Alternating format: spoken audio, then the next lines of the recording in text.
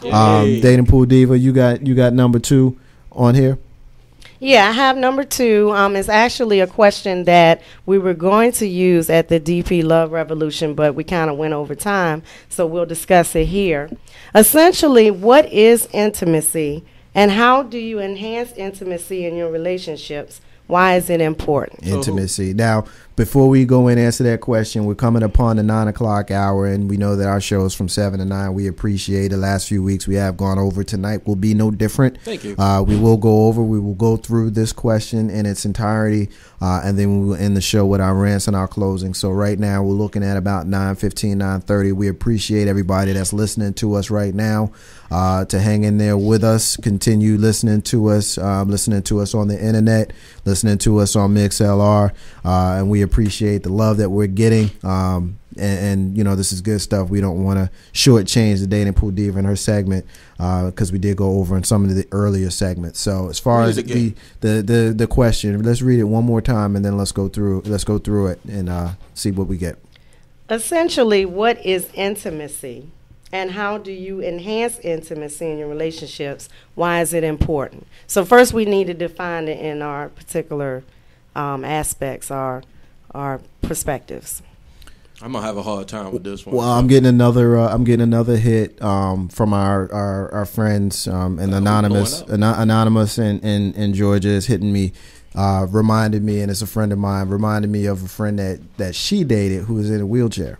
Wow. And it doesn't matter, you know, as far as I think, Charisma, you spoke a moment ago about having that kind of connection, a spiritual connection, I think is the phrase you use. Yes. And if you make that connection, it doesn't matter. It just doesn't matter. If that's how you roll, that's how you roll. As far as the intimacy question, I mean, that's a tough one because, you know, everybody has their own opinion of what intimacy is. And intimacy, by definition, for some, is a physical connection. I think you know what I mean. But for others, it's not always a physical connection. You know, it may be that friend that you share everything with. But since we're talking about relationships, even in the sense of a marriage or a committed relationship, it doesn't have to be physical. You know, you could be great in the sack and have no intimacy at all. None. You know, all that just means is you great in the sack. If you can't talk to that person, if you can't share with that person, if you can't come home from work and be like, yo, let me tell you what happened, and then sit down and have that person be engaged, but, you know, with you, but then you go upstairs, you get it in. I mean, if you're in a long-term committed relationship, just getting it in at the end of the day, just for me, it's just not. It's not worth it. And after a while, you just like, whatever. Because real talk, you can do that yourself. And we all adults here, yes, you know. Right. So, I mean, that's how I view that. And now I'm going to go around the room with the fellas and kind of see what your thoughts are on this one. I mean, I got two arms folded up. Everybody that knows me, I'm open. I speak. With the intimacy thing, I think is about who you comfortable being intimate with. I mean, when you say opening up to and sharing things, you know, that's deep inside you, I Grizzly just don't do that with anybody. So unless you wifey, and I am married, you got the very bare basics, but you got plenty of wood. This boy need help. I swear. Just saying. And you have to follow that, Carl. I mean, I'm just saying, like, so, and to put it in context. For me, intimacy, especially, I lost my virginity at a very young age. So intimacy was defined to me by sex, you know. And so from that time on up until adulthood, I didn't know what intimacy was until I started developing friendships with women that was not on a sexual basis. You know, that was all foreign to me, and I still to this day it's like, yo, you talk too much. But you know what? It's important for you, and I don't have to validate you. You can validate yourself, but it's important for you to understand that if that's your interpretation and that's how you roll, right, then there's nothing wrong with that. Right. Well, there's nothing wrong with that as long as Mrs. Grizzly doesn't think that there's anything wrong with that. No, Mrs. Grizzly is good. No, you don't have to answer that. I'm just saying, just generally. I want to answer it because not until I developed that intimacy with my wife did I understand, you know, what was the differences in that. In dating, I would have a lot of female friends, whether we were intimate or not intimate. And when I say intimate physically is what I'm talking about. Like, when you jump into that, you jump into the physicality a certain time in a relationship, it almost, for a guy like me, it walked me off to any intimacy because really, like I said, that was defined as intimacy to me. But when you're sharing yourself with somebody, you're not just sharing your physical, the actual act. You have to really, you're letting that's like they say that the eyes are the windows to your soul. Like when you're laying down with somebody sexually, that is another way of letting them into you consciously or subconsciously. I just didn't know it back then, and I didn't value it back then. So as I got a little older in life, I said, "Oh, this is how it works," and so I figured it out eventually. Now if you a female friend of mine and you still got all this talk, nah, because I got a wife for that now. You know what I'm saying? You got all that talk. My wife can do all that talking. For me, you need to do all that talk. Go ahead. Well, it helps if both parties are interested in the same thing. It can't be, I like this, I like that, let's do this, and then that party isn't up to doing that. Or they say outright, no, I'm not going to do that.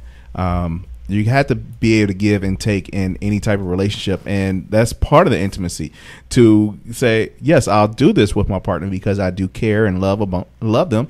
Hey, let's do it. Don't sit there and just be like, no, I'm never going to do it. I can't do it. I won't do it, because I'll never develop a level of intimacy with you. I'll be straight up honest with you. Because of the simple fact, you've already told me no, and you don't care about my physical or mental needs regarding that. I'm not going to be the one who sit there and says to you, no, I'm not going to do something in order to enhance our intimacy level. Because whatever we do together is ultimately going to bring us closer together. And real quick, when I hear intimacy, all I hear about is talking. For real, I hear this a lot. A lot of sharing. Sharing is good, but you can share in sign language. Charisma. I'm just saying. Okay, I just wanted to say that for me, intimacy is an emotional connection. I learned when, I was in college in psychology books, there's 3 main components to a relationship, and that is intimacy, passion, and commitment. And you can have 2 of the 3 going, but not really have the full dynamic what you need in a relationship. You have to have commitment to be together. You have to have that passion and excitement to keep it fresh, and you have to have the intimacy so you feel closely connected to one another, and you're communicating, and I understand you and you understand me. That has to be there. If you just have passion and commitment, then that's just like a screw buddy that you have. I'm good with that. Yeah. That you're connected to. You talking about y'all? You talking about what that's good for her? No, it's not necessarily good That's for her. For everybody. That's for everybody. Now, you may, because I 100% agree with that. Right. Because if you got 2 out of 3, you probably all right. That's 600. You probably all right, but you ain't really all right. You kind of on that treadmill. You just kind of going through the motions. But if you got all 3, then you know that you really got it. That's you got a lot of people who you might have intimacy, where maybe it's, as Grizzy was speaking, maybe the physical, and you might have commitment, but you ain't got no passion. Right. Or you might have passion and intimacy, but you ain't got no commitment. You know what I'm saying? Well, like work. And well, it might be work, but I guarantee you, if you look at the relationship where one person's getting 2 out of 3 and another person is maybe getting a different 2 out of 3, neither one of them is completely happy. I guarantee you. I agree. Guaranteed, neither one of them is completely happy. And the reason I say I agree is I know for me and in my past relationships, I needed 1 out of the 3. But the other person was looking for so much more. And I'm like, yo, what is all this intimacy, getting to know your feelings and sharing? This is not no 12-step program. Well, if you're just looking for a screw buddy, then all you need is passion. You know what I mean? That doesn't require passion. That don't require passion. That just, it does well, require the excitement part, but passion is not excitement. I just, that's the way I look at it. And the way I play in devil's advocate, but I hear this a lot, and I'm just going to sit there and play the Cro-Magnon, dragging my knuckles on the ground type of role and say, really, that's... For some people, for some men, that might work. For me, I don't need that much As long as I know I'm doing what I'm doing, if you can tell me, say, hey, I need you to sit down and talk. Let's just have a heart to heart, and I give you that heart to heart. I don't know what. But you know what? I think that it's important that we differentiate between people, and I don't even want to say men. I'll say people who feel that way, and people who feel the complete opposite. And the reason why I say that is because I completely feel opposite to how you feel. Because for me, I need to have some sort of connection to you. I need to know, where does that connection come? Well, she said it could come all three. I'm saying it could come from one of the three. Yeah, but it also is something that, I mean, if you're in a relationship, then you have to assume that you have the commitment part. Of course. So we on the same page with that? Right. Yes. All right. So we assume we have that. And then as far as the intimacy, you know, you got to figure if you're physical, that's probably how you're getting some of that. Yeah. You know, but as far as there being passion, I mean, how many times have you seen? All right, I'll give you a perfect example. Let's cut the crap. How many of us know that dude?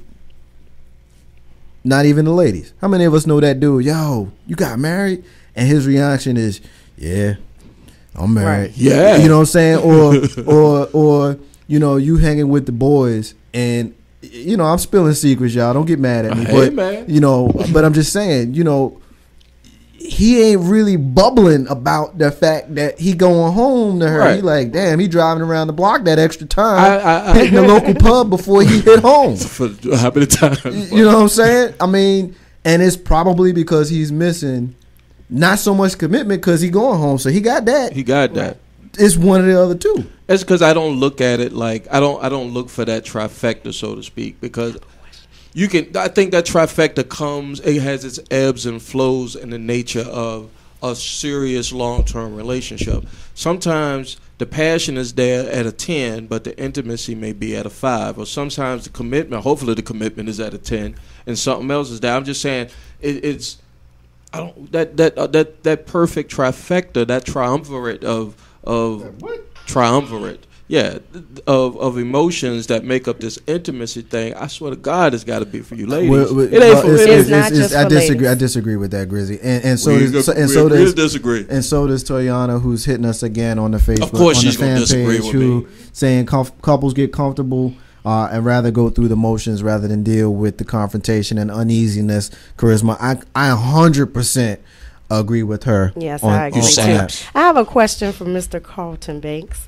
You mentioned that passion and excitement are not synonymous. Can Right. you expound on that, please? I'm excited to be here. That doesn't mean I'm passionate. Okay. I'm excited to go to work every morning. That doesn't mean I'm passionate. Okay, so what is passion? Passion is not excitement.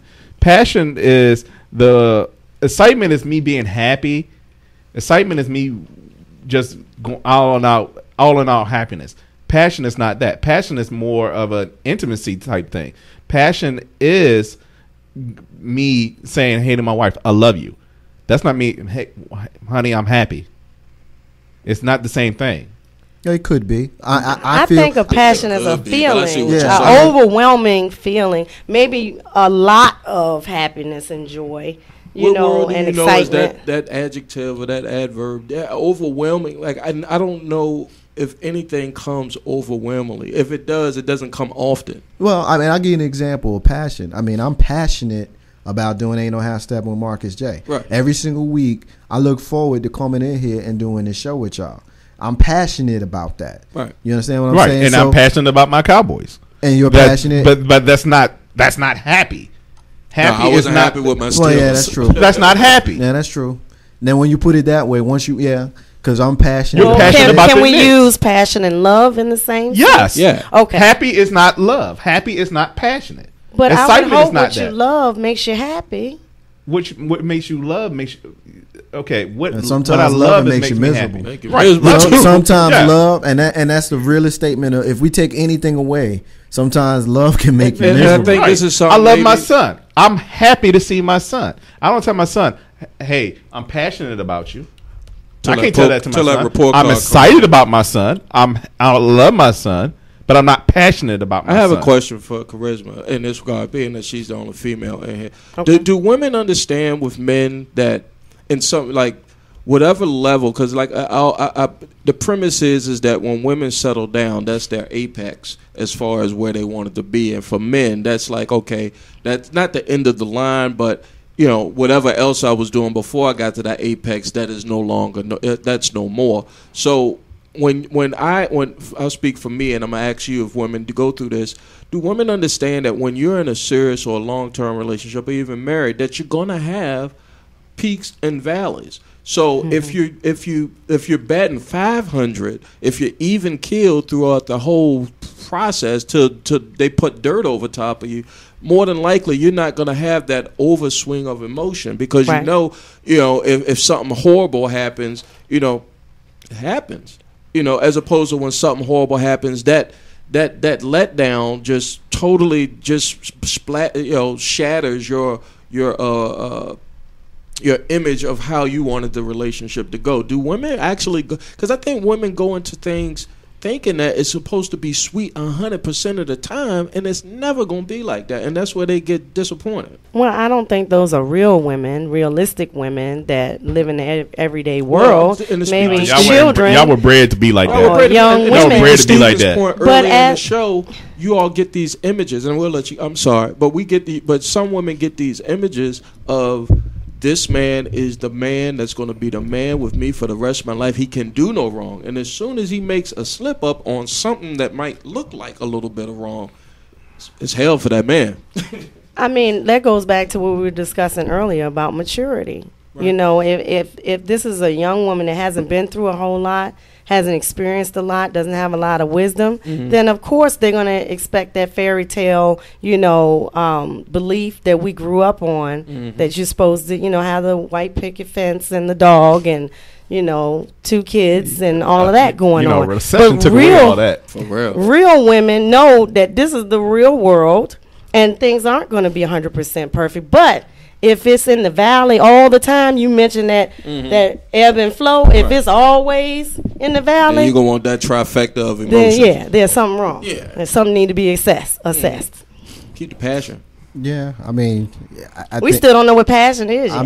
I guess it's one of those. The smartphone. It's one of those things, though. It's kind of like, it's kind of like they tell you in a corporate environment. You get dressed in the morning and you got to make that face. Then you probably don't have the right clothes on. Right. You know what I mean? It's one of those things that you just know it when you feel it. You may not be able to verbalize it.